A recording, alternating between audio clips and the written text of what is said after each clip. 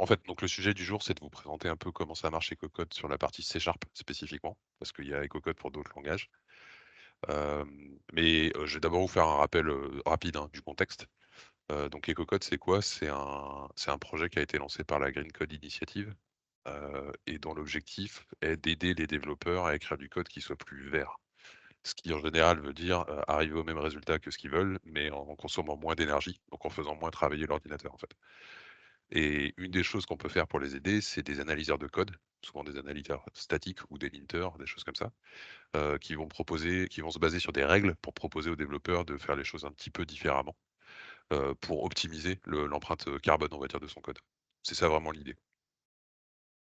Ensuite, EcoCode, il a surtout été lancé, il est multilangage déjà, il est pas axé sur un seul. Il y a du JavaScript, il y a du Java, il y a du PHP, il y a du Python, il y a du Swift et puis il va s'enrichir à mon avis, enfin a priori dans les années à venir, il va gérer de plus en plus de langages et pour la plupart, ils sont basés sur, l'outil qui s'appelle Sonar et en particulier SonarQube, qui fait de l'analyse de code a posteriori,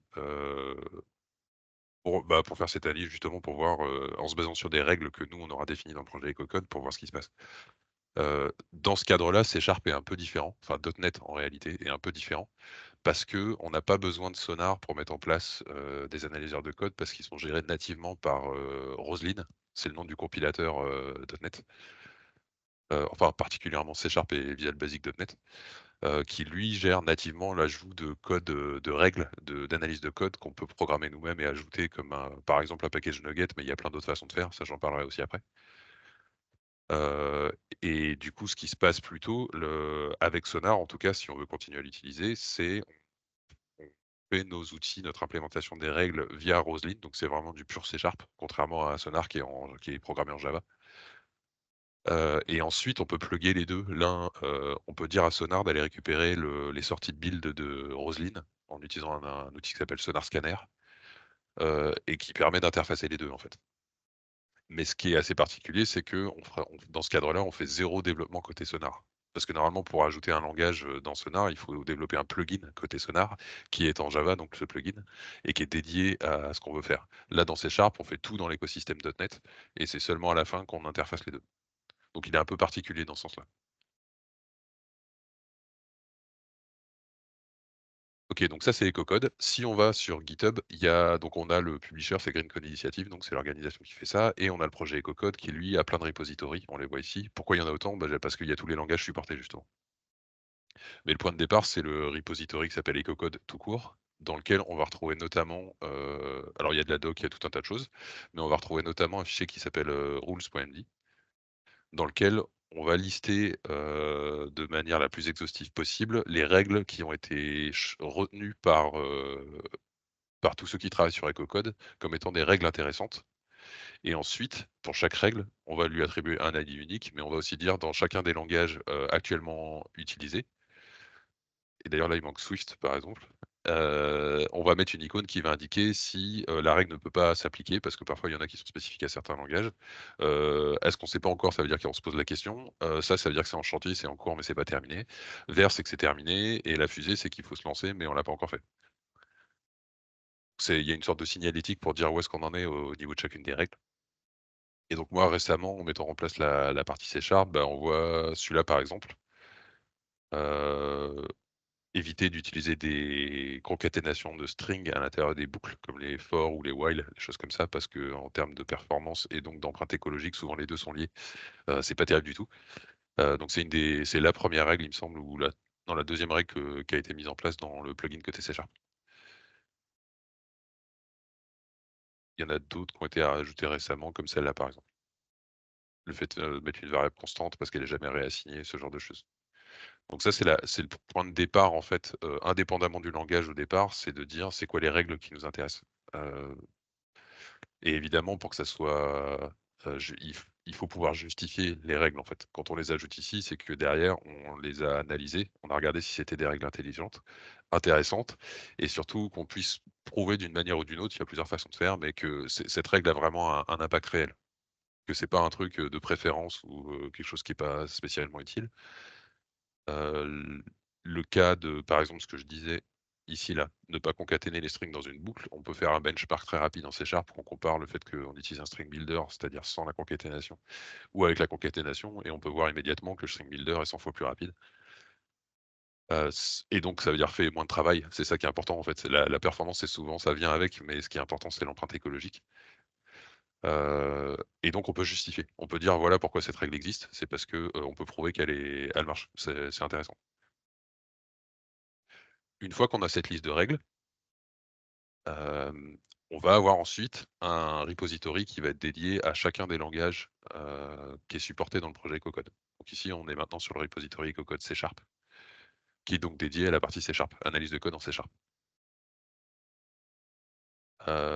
Donc là, c'est, même principe, hein, enfin, vous connaissez les repos Git, je pense. Il y a la partie doc qui explique un peu ce qu'on peut faire. Actuellement, on a alors ça, c'est les canaux de distribution dont je parlais. Il y en a 2 qui sont actifs. On a publié un package Nugget EcoCode. On peut voir sur, nugget.org, ici. Voilà, on a notre projet, notre package EcoCode qu'on peut installer comme n'importe quel autre, package Nugget, c'est le principe. Beaucoup plus récemment, on a ajouté l'extension de Visual Studio. On retrouve dans le marketplace, ici, c'est la même. Hem Qu'on peut installer directement dans Visual Studio via le menu, extensions. Et puis, il y a 3 canaux de distribution. Il y en a un dont j'ai parlé, c'est le Sonar Scanner qui permet d'interfacer, EcoCode C# avec, Sonar, mais qu'il faudrait creuser pour, faire toute une doc, un mode opératoire en fait, pour aider les gens à s'en servir si c'est ça qu'ils veulent faire. Il y a la partie extension dans VS Code cette fois, parce que ça les extensions de VS Code marchent pas du tout de la même manière que dans Visual Studio, donc ça serait bien qu'on se lance là-dessus, mais c'est du reste à faire. Je dis ça parce que peut-être que ça intéresse certains de vous de travailler sur ce genre de sujet. Et on a aussi la partie, CLI parce qu'on veut pouvoir faire des choses, typiquement lancer un exe via une ligne de commande, on lance un exe EcoCode pour analyser une base de code existante C# et qui nous renvoie une liste, en disant: «Bah, voilà, tu as 45 alertes, qui viennent d'EcoCode parce qu'il y a tout ça qui va pas». Sachant que quand on fait ça, on veut pas installer d'extension VS Code ou Visual Studio, on veut pas installer de package Nugget, on veut juste lancer une ligne de commande sur un repository existant, en fait. C'est ça le rôle de ce canal de distribution. Et actuellement, on voit que, bah, on a 6 règles parce que donc c'est peu, hein, parce que le projet est très, très récent. L'idée, c'est de l'enrichir au maximum. Sachant que dans les règles qui sont déjà, identifiées, on doit pouvoir monter facilement à une grosse vingtaine, on va dire, et probablement plus avec des gens qui participent avec plein d'idées, en fait. Donc c'est à enrichir. Et puis, il y a un troisième repository, que je vais vous montrer, qui est dédié aux tests de EcoCode C#. Alors les tests unitaires, il y en a dans le repository EcoCode C# tout court. Là, ce qu'on appelle test project, c'est en fait, c'est un repository où le code source est volontairement mauvais. L'idée, c'est de l'ouvrir dans un Visual Studio, par exemple, et on s'attend, en ayant installé l'extension, EcoCode, à ce qu'on ait des warnings dans tous les sens dans le Visual Studio. Ça prouve que l'extension fonctionne, en fait, à un utilisateur, c'est ça l'idée.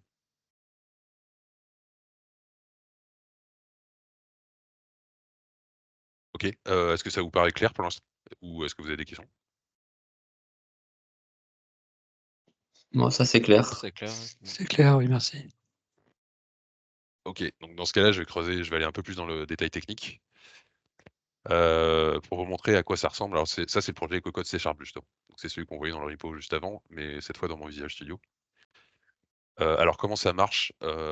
En fait, ce qu'il faut faire, donc Roslyn, comme je disais, c'est le nom du compilateur, C# et Visual Basic.NET, qui est honnêtement un bijou d'ingénierie. Il est extrêmement puissant et il permet d'installer dynamiquement des plugins ou des packages qui peuvent rajouter des analyseurs que nous-mêmes on va coder.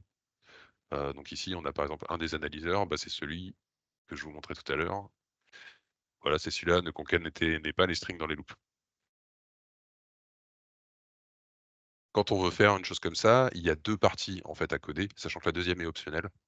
La première, c'est l'analyseur. C'est celui qui va être capable de parser sémantiquement le code. Donc on s'embête pas à parser du texte, hein. Ça, c'est Roslyn qui le fait pour nous, qui découpe des tokens, enfin il se débrouille pour faire son arbre d'analyse. Et nous, on travaille avec l'arbre qui est généré par, Roslyn. Et à partir de là, donc il y a l'analyseur, c'est celui qui va être capable de détecter où est-ce que le warning devrait être levé parce qu'on a détecté un cas, qui s'applique. On dit: «Ah bah tiens, là, c'est pas bon ce qu'il fait». Et la deuxième partie, qui est optionnelle parce que toutes les règles ne peuvent pas s'en servir, c'est la partie code fixe. Ça, vous avez peut-être, sûrement déjà vu dans Visual Studio, quand vous avez un warning, vous avez la petite ampoule qui vous dit qu'il y a un truc qui va pas et souvent il vous propose une correction automatique. Il vous dit: «Bah, tiens, tu devrais remplacer ta ligne par ça». Ça, c'est ce qu'on a dans le code fixe ici. On peut le faire nous aussi. On peut proposer des codes fixes automatiques aux développeurs, ce qui est super intéressant, mais il faut le coder aussi. Si on va ici, c'est un autre warning qui est, le fait qu'on a déclaré une variable qui est jamais réassignée, donc en réalité, on pourra en faire une constante. Ça évite que le compilateur, il s'en occupe. Enfin bon, celle-là, cette règle, elle est un peu, c'est pas la plus optimale, mais elle est utile quand même. Derrière, on a du code ici, qui est dédié à proposer un code fixe automatique au développeur quand il est sur ce cas-là. Donc la partie analyseur, c'est la partie la plus importante, mais c'est aussi techniquement la plus difficile, on va dire. Pourquoi? Parce que autant au début, c'est du déclaratif, on donne le nom, l'ID et cetera de la règle qui vont avec, le diagnostic, la sévérité par défaut qui est ici un warning et cetera. Tout ça, ça va bien. Mais après, en général, enfin en général, on passe par la fonction initialize avec, du jargon, ça c'est pas très important. Ce qui est important, c'est celle-là, cette fonction, qui s'appelle analyze looped, qui va dire comment on fait pour détecter qu'il y a un warning. Alors ceux-là, c'est assez simple, il y a pas beaucoup de lignes de code et encore, il faut arriver à les lire parce que c'est pas ce qu'il y a de plus simple. Quand on sait pas ce qu'est un semantic model, un get symbol info, un identifier name syntax, tout ça, ça s'invente pas, hein. Si toutes les conditions ici sont retenues, alors on sait qu'on a un warning et c'est pour ça qu'on fait un diagnostic, un report diagnostic. C'est ça qui fait que dans le Visual Studio de l'utilisateur, du développeur, il va avoir un warning sur sa ligne de code. Et donc ce qui est compliqué, c'est ça. Il faut apprendre la syntaxe Roslyn, en fait. Il faut apprendre à se servir de l'outil. Alors heureusement, aujourd'hui, on a des choses comme ChatGPT ou des IA qui peuvent nous aider à aller plus vite, et à pas se palucher toutes les docs à la main. Mais ça reste du code, pas évident à lire, en fait, ni à écrire. Si je prends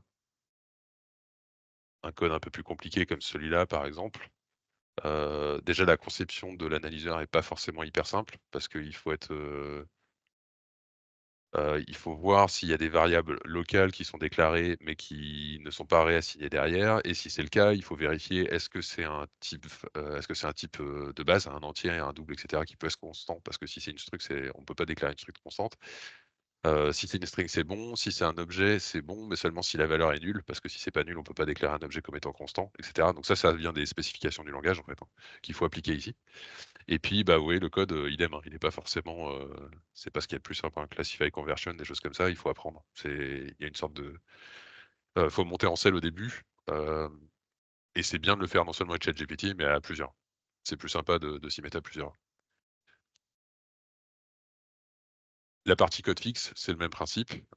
Si je vais sur celui-là, on retrouve un peu le même principe, sauf qu'on va avoir, des choses comme des factories ou des documents, des choses comme ça, parce qu'en fait, on va écrire directement dans des documents.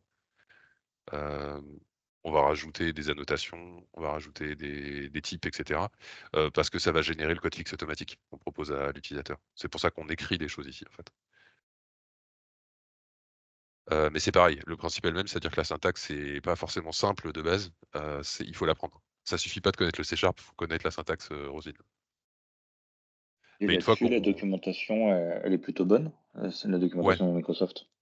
alors elle est excellente, tout est super bien documenté, il y a pas de souci. Par contre, c'est ultra riche parce qu'il y a énormément de fonctions de type, il y a beaucoup, beaucoup de choses, en fait.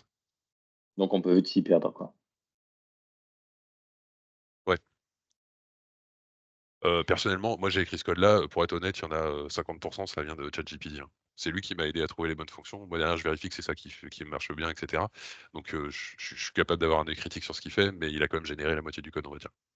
Écrit de code, toi tu le débugs? Je le refactorise un peu, je le débug après, ouais, c'est ça. OK. Et alors ensuite, il y a une, 3 partie qui est assez sympa, enfin très utile, c'est la partie des tests unitaires. Parce qu'on peut faire des tests unitaires en fait sur des analyseurs Roslyn, ils ont prévu le coup. Si je vais ici, là, bah, on a un exemple ici, on peut dire, voilà, si j'écris ce code-là, je m'attends, là ça c'est un symbole spécial pour dire que tout ce qu'il y a entre les 2 crochets, je m'attends à avoir, le warning dessus. Donc le petit wiggle en dessous, il apparaîtrait en jaune dans Visual Studio pour dire: «Attention». Je m'attends à ce qu'il y ait un warning dessus. Et comme j'ai typé, alors je suis passé par un générique ici, mais en fait, je m'attends à avoir un warning de ce type-là. Variable can be made constant. C'est ça qu'on attend à avoir ici. On n'est pas obligé de le rappeler dans le test unitaire. Et effectivement, on voit bien que bah, l'entier i, il est jamais réassigné, donc on pourrait en faire une constante. Et du coup, ça, ce qu'il nous propose ici, c'est automatiquement le code corrigé. Donc ça, c'est ce qui est généré par notre code fix provider qu'on voit ici dans le deuxième projet. Et je m'attends à avoir const int i égale 0 à la place. Et ça, c'est très pratique parce que on va pouvoir tester tout un tas de possibilités. Là, par exemple, j'ai fait exprès de le réassigner même si ça sert à rien. Comme ça, je veux pas avoir le warning parce que dans ce cas-là, je peux pas le mettre constant vu qu'il est réassigné.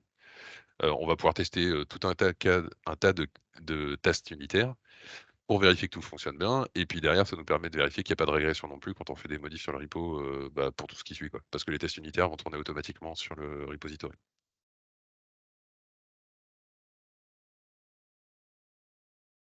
Voilà, bah, là, on voit qu'il y a plein de tests, c'est assez exhaustif et c'est plutôt bien.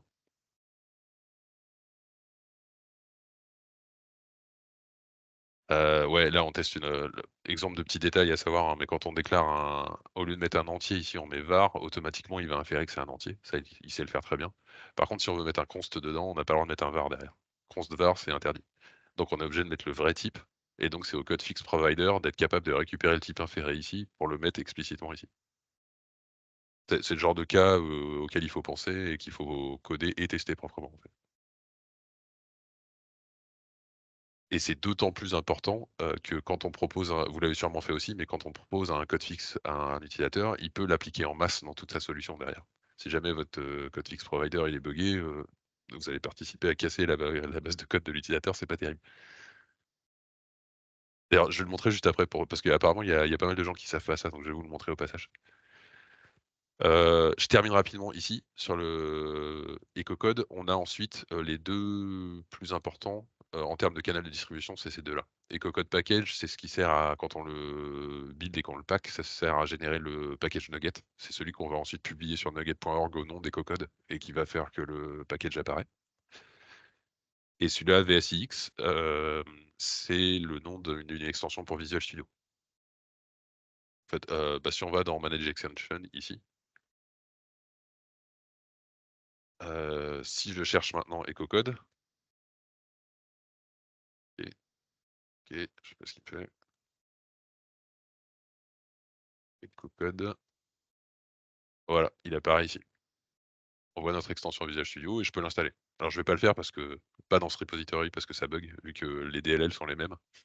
Mais n'importe qui peut installer EcoCode maintenant, via l'extension. Et pareil pour les packages Nuggets, c'est comme habituellement, quoi. Le rôle de l'extension, c'est d'afficher les warnings comme ferait le package Nugget. Exactement, sauf que l'extension, elle est liée à l'instance Visual Studio plutôt qu'au projet dans lequel on a mis le package, en fait. Ouais, tout à fait. OK.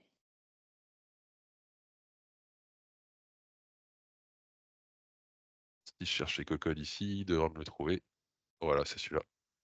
Donc c'est exactement le même, hein, tout pareil, mais en package Nugget que je pourrais installer si je voulais. Et puis, comme je vous disais, bah, il y a les autres canaux à venir, mais qui sont pas encore faits. Pour VS Code, le .NET CLI, et cetera. Et quand tu installes le package Nugget, du coup, quand on publie notre application, la l'artefact généré contiendra aussi la DLL EcoCode. Si Oui, on, choisit ce mode-là. ouais, tout à fait. Là, c'est fait de tout est mutualisé, en fait, hein. Les projets VSX et package, c'est juste pour la distribution, mais tout le code est dans Analyzer et Codefix et Shared aussi, qui sert, en fait, aux 2 projets. Mais ensuite, via la CI/CD dans GitHub, quand tu publies une modification avec un tag, genre 104, le suivant, automatiquement la CI/CD va packager, le package Nugget, va l'envoyer sur Nugget et ici va apparaître 104 et idem pour l'extension Visual Studio, il va la mettre, automatiquement en place dans le marketplace. Donc ça OK. proposera la mise à jour à tous les utilisateurs. OK. Ma question, c'était plus, je suis, utilisateur du package EcoCode. Donc, Ouais, j'installe, le Nugget. Je publie mon application donc j'ai un répertoire publish que je vais mettre, sur le cloud ou que je vais mettre, directement sur l'ordinateur machine, de mon client. Par contre, là, ça veut dire que je vais embarquer la DLL et EcoCode, en même temps que tout mon code, métier. Alors oui, mais quand on fait ce genre de choses, il y a ça. Si on met quand on référence un package, alors là, ça sera EcoCode plutôt que celui-là. Si on met private assets égale all, ça veut dire le package nugget, il me sert à moi, mais quand tu me fais une publication, tu la mets pas. OK, d'accord, très bien. C'est parfait, ça répond à ma question, merci. Oui, bah, tu raison parce qu'en fait, c'est un outil un package nugget de travail pour ta solution, mais t'as pas envie de la livrer au client, en fait, typiquement. Ouais, en fait, c'est ça, je cherchais comme, en fait, il existe sur, Node où en fait on peut faire, des dépendances et dépendances, développement, quoi. Et bah, c'est ça, c'est exactement sauf que là, en fait, ça va un peu plus loin normalement, puisque tu peux dire, voilà, si tu mets private assets égale all, ça veut dire qu'il va même pas le publier, il va le garder pour lui. Bah, là, c'est le même exemple, en fait, c'est un package qui sert à s'assurer que ton paramétrage de build est le bon pour, toute la partie reproductible et cetera. Il le met en private asset parce que tu peux pas le livrer. Par contre, quand on récupère ça, on peut dire: «Bah, en fait, je veux que la partie compilation, en fait». Tout le reste, il y en a d'autres, il y a build, il y a code, il y a plein de trucs. On n'en veut pas. OK, je connaissais pas ces paramètres, c'est bon à savoir, merci.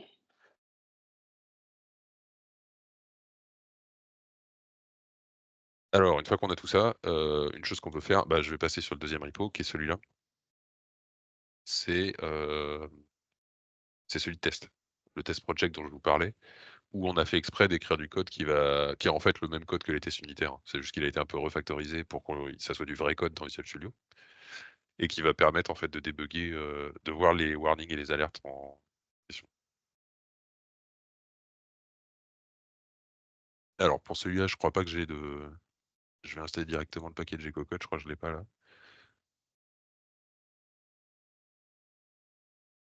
Normalement, il est censé être installé. Ouais, si, c'est bon. Bon, on va voir s'il me récupère les infos.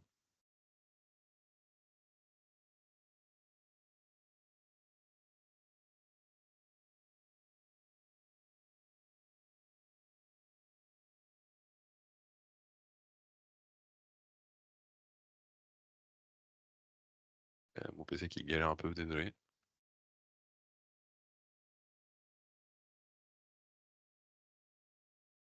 Ouais, voilà. Donc là, on a plein de warnings. En fait, on voit donc ça, c'est une autre extension, qui est pas à nous, mais tout ce qui est c'est quelque chose, c'est EcoCode. Hem Et c'est voulu, hein. C'est fait exprès d'avoir tous ces warnings, c'est justement, on veut vérifier que ça fonctionne bien. Donc si je vais dans ce code source, c'est pas celui-là que je voulais ouvrir. Si, bah, je peux vous le montrer au passage. Quand on clique sur un numéro, alors ça c'est classique, hein, mais quand on clique sur un numéro d'une exception dans Visual Studio, il nous ouvre une page d'aide. Et donc là, ce qu'on a fait dans le repository central d'EcoCode, c'est que on retrouve toutes les règles ici.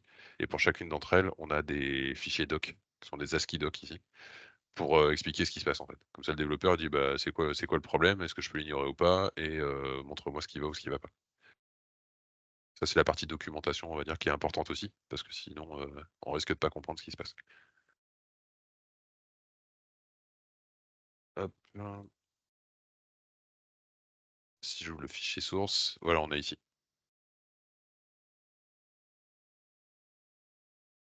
Donc ça, on voit qu'il y a un warning qui apparaît, et effectivement, si on met la souris dessus, bah, on voit que c'est le nôtre en fait, hein. Le don't code loop invariant function loop conditions. Ça, c'est une optimisation aussi. Ça sert parce que c'est réévalué à chaque fois qu'on itère sur la boucle, alors qu'en fait, c'est invariant. Donc autant le calculer avant, c'est ça l'idée.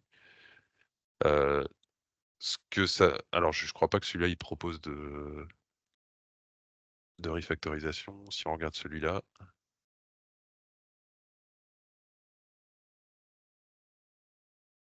Ouais, ouais, si on regarde ce qu'il y a dans la petite ampoule ici, il nous dit qu'il y a un truc. Alors là, c'est pas un warning, c'est un.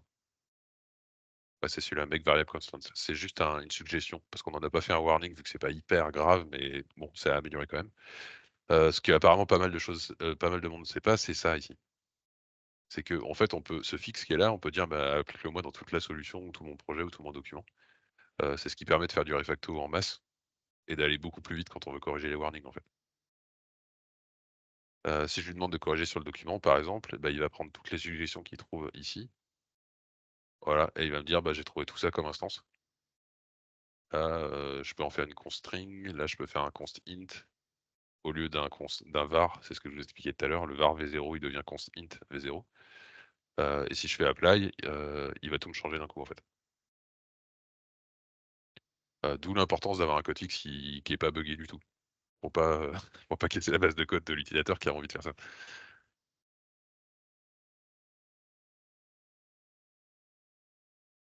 OK, ça vous va toujours? Là où vous avez des questions?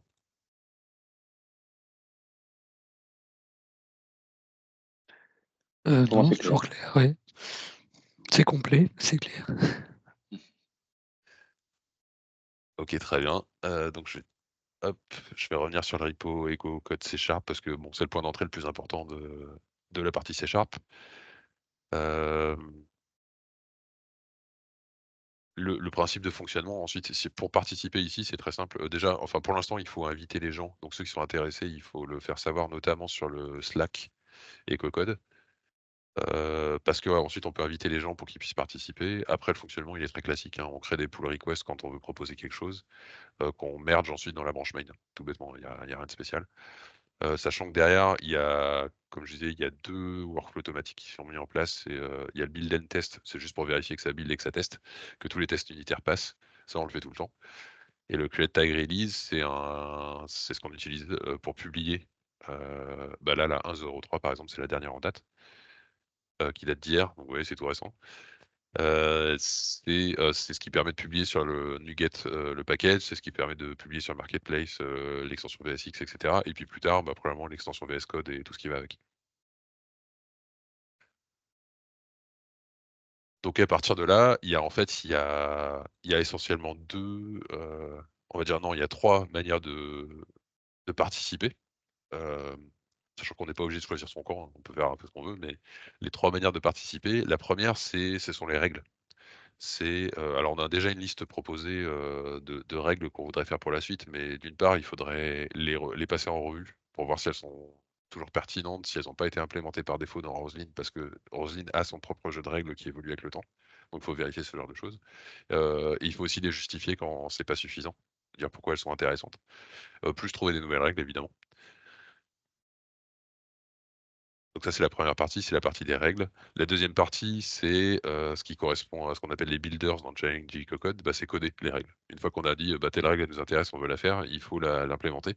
Donc ça, c'est vraiment la partie, code C#, donc avec analyseur, code fixe et test unitaire.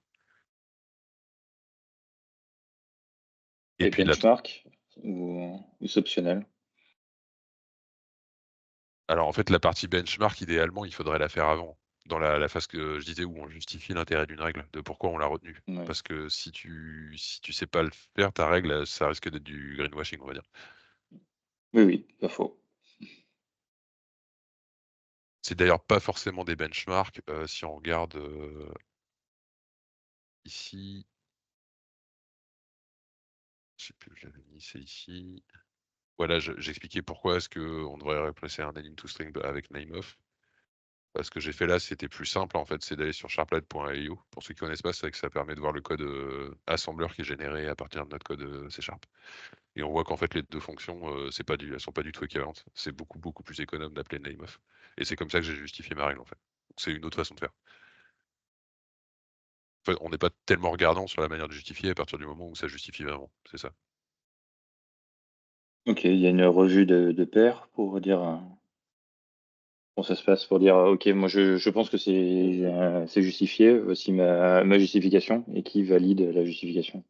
Alors au départ, en fait, c'est un issue, une issue. Tu dis: «Voilà, je propose cette règle». J'explique, ce qu'on va retrouver dans la doc derrière, hein, pourquoi est-ce que cette règle, elle existe. Montrer un cas d'exemple quand c'est compliant et non compliant. Et puis, ouais, justifier de pourquoi cette règle elle vaut le coup, en fait. Et en fait, là, tu peux avoir une discussion. Alors sur la partie C#, il y a pas encore grand monde sur le repository, donc il y a pas une énorme discussion, mais sur la partie plus, sur d'autres langages plus soutenus, on va dire, il y a souvent des discussions. Et là, il peut y avoir des retours effectivement, en disant: «Beh, ouais, mais peut-être qu'il y a ce cas-là auquel tu as pas pensé ou il y a d'autres choses», enfin ça discute autour de ça et ça précède la PR en fait, puisque la PR, c'est une fois Mmh. qu'on est d'accord là-dessus. OK, d'accord, la discussion se fait sur les chiots, une Ouais, fois que, c'est ça. la discussion est close, grosso modo, on a le go pour faire notre plan. Ensuite la PR, c'est l'équivalent, c'est celle-là, c'est celle-là. Là, c'est juste en fait, en plus, bon, celle-là, c'est pas la mieux parce qu'elle était auto-validée vu que c'était rapide.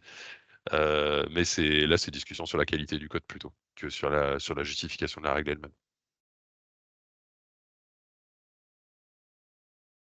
Ok, ouais, je vois bien le process.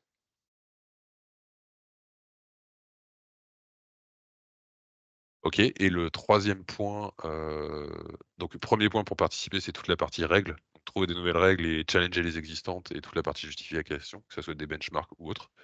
La deuxième, c'est tout l'aspect implémentation des règles. Donc ça, c'est ce qu'on a vu dans Visual Studio avec, l'analyseur Roslyn. Et la troisième façon de contribuer, c'est la partie plus, structurelle, on va dire. Donc j'ai parlé par exemple des canaux de distribution. Il y en a encore 3 à faire. Alors celui-là, c'est plus de la doc qu'autre chose, mais ces 2 là, il y a de la technique. Parce que notamment là, l'extension VS Code, ça se fait en Node, TypeScript. Donc s'il y en a qui aiment bien ça, on est preneur. Ça, c'est du pur C#, mais pareil, il y a du code à écrire. Et normalement, on doit avoir des projets ici qui reprennent tout ça. C'est ce qu'on a mis là-dedans, je pense, Technical Base.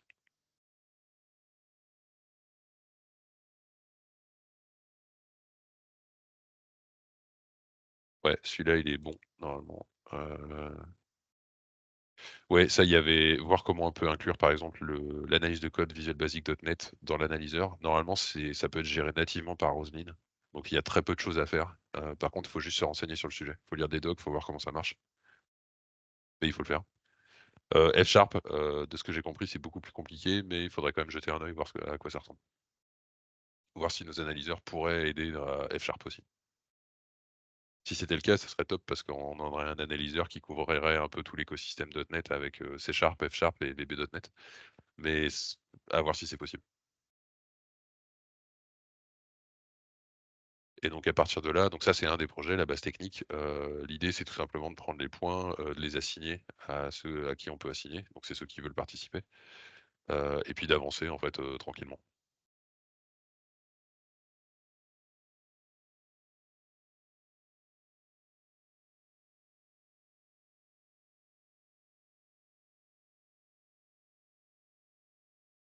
Ouais, là c'est là où on va lister les règles. Donc voilà, c'est ça un peu l'organisation on va dire, globale de comment on travaille sur le plugin C# dans EcoCode.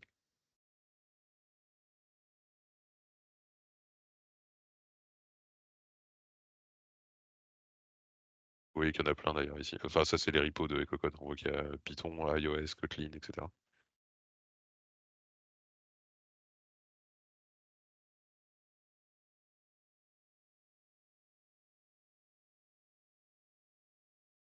OK, bah, je pense que de mon côté, c'est bon. Je pense vous avoir dit ce que je voulais vous dire.